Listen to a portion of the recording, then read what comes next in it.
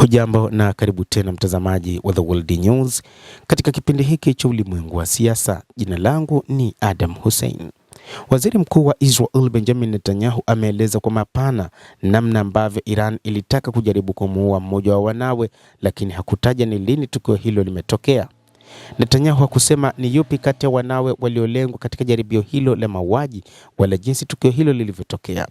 Kauli ya Netanyahu inaakisi hali ya mvutano unaendelea tangu kuzuka kwa vita kati ya Iran na Marekani mwezi Februari, vita vilivyosababisha kuuawa kwa kiongozi mkuu wa Iran Ayatollah Ali Khamenei na viongozi wengine wa Iran. Waziri mkuu huyo wa Israel, ambaye muungano wake unakabiliwa na changamoto ya kupungua kwa umaarufu, alitoa madai hayo miezi miwili kabla ya uchaguzi mkuu nchini humo uliopangwa kufanyika Oktoba 27, wakati wa mahojiano ya simu na kituo cha televisheni cha Israel Channel 14. Alitoa kauli hiyo akijibu taarifa kwamba vikosi vya usalama vya nchi hiyo vimekataa kumpatia ulinzi mwanasiasa wa upinzani nchini humo. Najua kuna mambo ya kushangaza kuhusu watoto wangu, lakini ndivyo ilivyo. Iran ilimshambulia mmoja wa watoto wangu. Iran ilitaka kumuua mmoja wa watoto wangu, Netanyahu aliambia kituo hicho cha televisheni kinachounga mkono serikali. Kwa hivyo hali ya usalama inatia wasiwasi, alisema bila kutoa maelezo zaidi kuhusu jinsi tukio hilo lilivyotokea.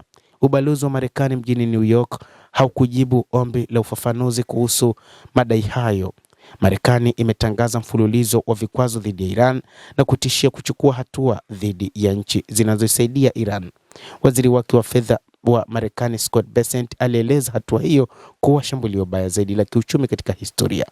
Amesema na kutaja hali hiyo kuwa ni janga la kiuchumi kwa Iran, akisema Marekani inakata uhusiano wote wa kiuchumi wa Iran na kuongeza kuwa nchi yoyote itakayofanya biashara na Iran nayo itatengwa. Hata hivyo, waziri wa uchumi wa Iran Ali Madinzadeh alisema kuwa Iran inapanga kuendeleza vikwazo hivyo kwa miaka miwili na itaendelea kuipinga Marekani. Vita hivyo vimesababisha kupanda kwa bei ya mafuta ghafi katika masoko ya dunia, na Iran imetishia tena kuchukua hatua kali za kuzuia usafirishaji wa mafuta ghafi kutoka katika eneo hilo.